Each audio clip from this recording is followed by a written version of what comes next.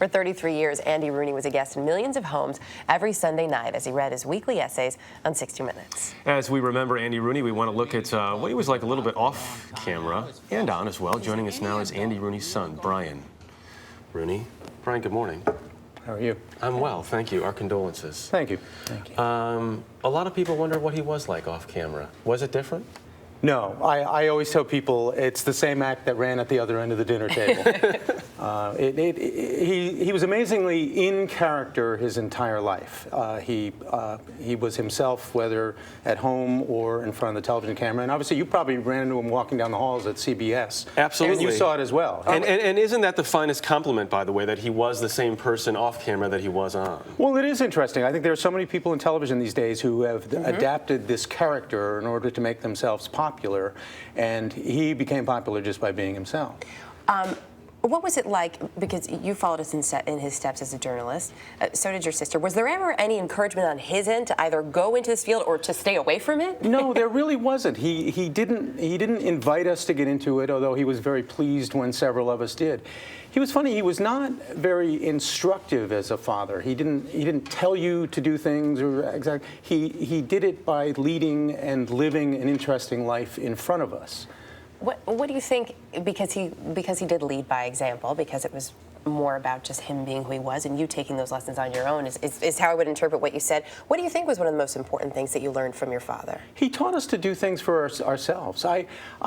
He taught me how to use a chainsaw. He taught me how to use a power saw, to do things out, to make a fire. In the fireplace.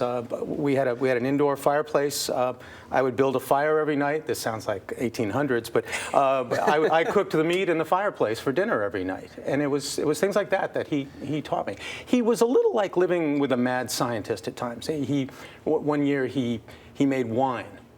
And there were always flaws in everything he did. He made wine, and then late on winter nights at 2 in the morning, we would hear bottles exploding in the basement. But could he be self-critical of himself, too, when he did that and he made the bad wine and said, oh, I really messed this up? Oh, yeah. He would own up to all his mistakes. He would skewer himself just like everyone else. Oh, yeah, he was fully aware of his mistakes. He knew how badly dressed he was. He knew in his woodworking he would have these wonderful ideas and a perfect form in his mind, and then he ended up having to use a lot of putty. Which a lot of people can relate to, just as they could relate to him every Sunday night, or even in reading so many of the things that he wrote. It must have been incredibly difficult for him to decide that that final essay that he did on 60 Minutes not very long ago was going to be his last one. Yeah. He said, I'm going to work until I die. And now his death is somewhat of a coincidence. There was nothing that we know of so severely wrong with him back in September. But he didn't ever want to quit. He was his work. But it just reached a point where he really needed to say goodbye to a television audience. You have to know when to leave the stage, and my father probably stayed a little bit too long, but with some encouraging, we said, time for a graceful goodbye. He was still very active, though. I mean, we all saw him in the building every day. I saw him up in our neighborhood walking into dinner just a few weeks ago. Oh, he went to dinner every night, but he wouldn't have won a turtle race walking. There's a lot of discussion here at CBS. I'm sure you've heard it about his legendary walks across 57th Street, and people would watch him think, pick up the pace a little. There's a cab coming. They'd see him go out the front door over to 60 Minutes and be, oh, I hope he makes it. I think we adjusted the timing of the lights for the crosswalk on 57th there. It was such a joy to see him.